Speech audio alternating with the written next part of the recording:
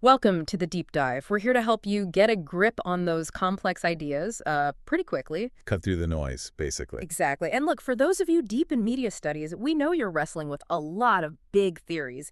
It can feel overwhelming. It really can. There's just so much foundational work to cover. Absolutely. So today, our mission is to give you a really useful tool for thinking about all that. We're doing a deep dive into Jean Baudrillard. Specifically, his ideas around hyperreality and simulacra. Yeah, super influential stuff. We'll be drawing on our source text to, unpack these concepts and see how they connect to the media you're actually studying and, well, living with every day. Okay, let's get into it. So maybe first off, Baudrillard himself. He wasn't exactly a typical academic writer, was he? No, not at all. That's Yeah. actually a key thing. He deliberately stepped away from that dry, traditional style. His writing is often described as almost prophetic, visionary even. William Marin even said his books are now standard reference points. Yeah. That style itself kind of tells you something about how radical his ideas about media were. Visionary feels right, like he saw where things were heading. And a huge part of that is this idea he had about society moving through stages. Exactly, the procession of simulacra. Sounds complex, I know. Yeah, a bit of a mouthful. But it's basically his way of tracking how our collective grasp on reality has shifted over centuries, especially as mass media gained more and more power. Okay. And you could sort of see this as, well, religion used to be the main meaning maker, right? And now media's kind of taken over that role. That's a really good way to put it. He maps that transition. He breaks it down into three main phases, each with a different relationship to what we think of as real. Okay, let's walk through them. Phase 1, early modernity. So, Renaissance to the Industrial Revolution. Right. In that period, Baudrillard argues culture like art, music, literature, it had this direct line to what he called a profound reality. So culture felt authentic. Yes, experiencing it was meant to be genuine, a real connection. And the dominant force shaping mass understanding was religion. It provided this single unifying story. Like a shared framework. Exactly. Culture was almost sacramental, Yeah. communicating spiritual truths. Mm-hmm. So the result was, a sense of authenticity, shared beliefs. Okay, that makes sense for that era. Then we hit phase 2, modernity, Industrial Revolution up to World War II. What changes? Well, this is where it starts getting really interesting for media studies. Those religious certainties begin to fragment. And you see the rise of the first mass media, cinema, radio, photography. Right, the early days. And Baudrillard says, during this phase, that authenticity, those shared truths, they start to dissimulate. Dissimulate, They meaning. kind of break apart into different competing versions of reality. Yeah. Suddenly you have various media offering different angles, chipping away at that single worldview. Like different newspapers covering the same event differently. Seeds of doubt. Precisely. The unified picture starts cracking. Which brings us to phase 3, postmodernity. World War II onwards. Our time, basically.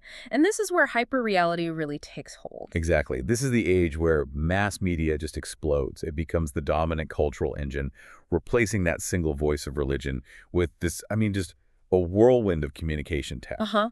And Baudrillard argues now we're in hyperreality. Cultural stuff, films, TV, ads. It doesn't necessarily point back to some deeper shared meaning like religion tried So to. it's more surface level. It's more fragmented, yeah. Meanings become temporary, often commercial. Yeah. And there's this feeling of, inauthenticity. Inauthenticity. That word again, that feels really relevant for you analyzing media today. But let's pin down this term he uses, simulacra. You mentioned it earlier. Right. Simulacra. Think of them as the models, the representations of reality that culture creates to help us make sense of things. Like maps for understanding the world. Kind of, yeah. Mass media, religion, art, they all produce these versions of reality. The source uses Christianity's creation story as an early example.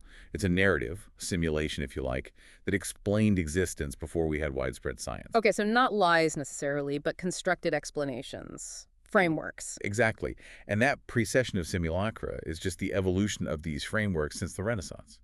We went from culture mirroring a profound reality in phase 1 To competing versions in phase 2. to phase 3, hyperreality, where the simulation, the representation, can actually come before the real thing. It shapes our idea of reality itself. Wow, like reality TV shaping how we expect real interactions to be. That's a perfect example. The simulation becomes the benchmark. Okay, so this connects to another term he uses, the ecstasy of communication. Sounds exciting. Huh.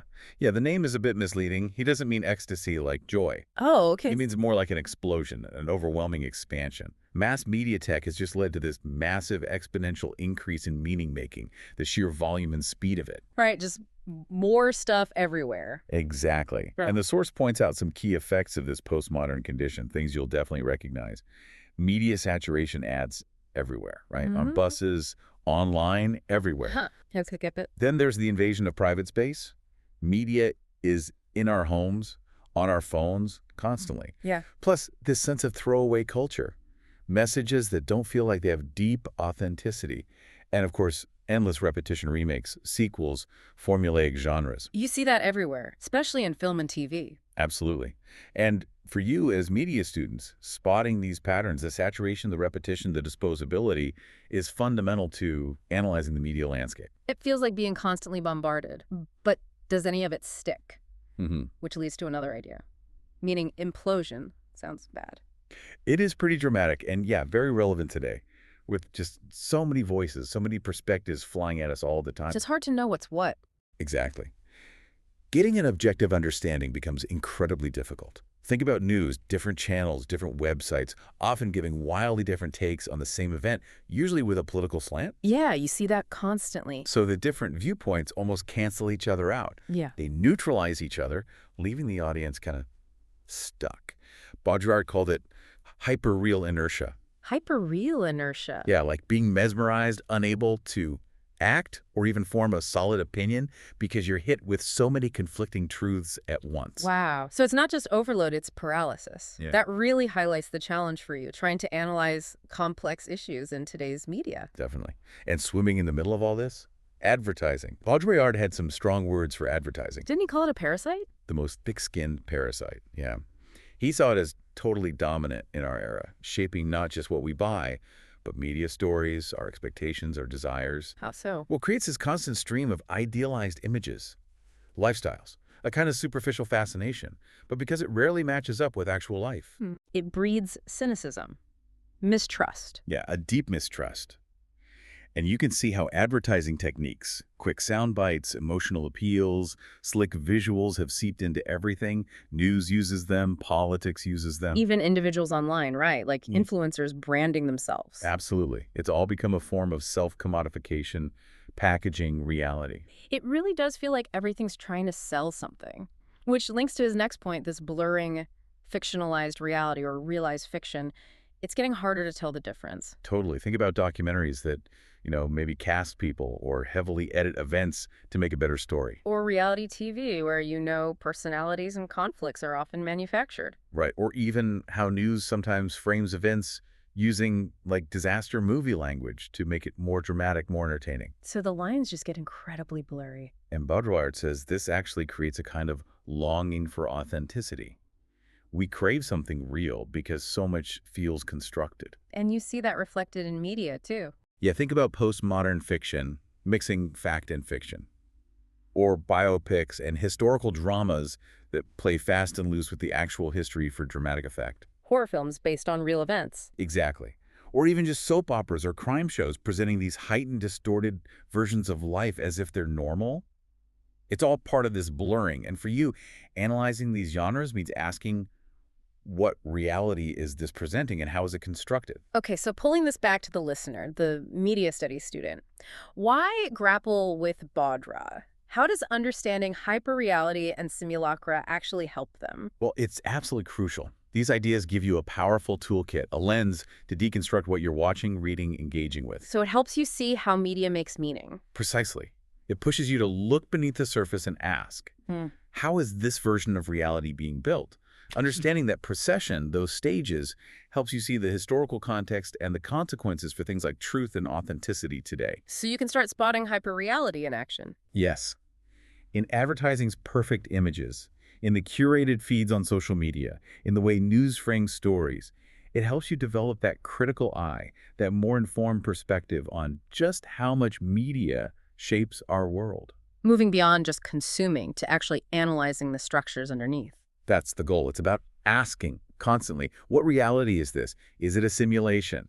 How far removed is it from some underlying real? It really fosters that deeper questioning approach, doesn't it? Which is fundamental if you're studying media. Absolutely. Active analysis, not just passive viewing. Okay, so let's try and summarize. We've looked at Baudrillard's big picture, that evolution from a reality-based culture to our hyper-real present, Right. Unpacking simulacra as those representations, those constructions of reality. and how the media explosion, that ecstasy of communication, leads to potential overload, maybe even meaning implosion. hmm And we touched on advertising's huge influence and that increasing blur between what's factual and what's fictionalized. And for you, our listener in media studies, getting your head around these concepts is really vital. It provides that essential, critical framework for understanding media's role today.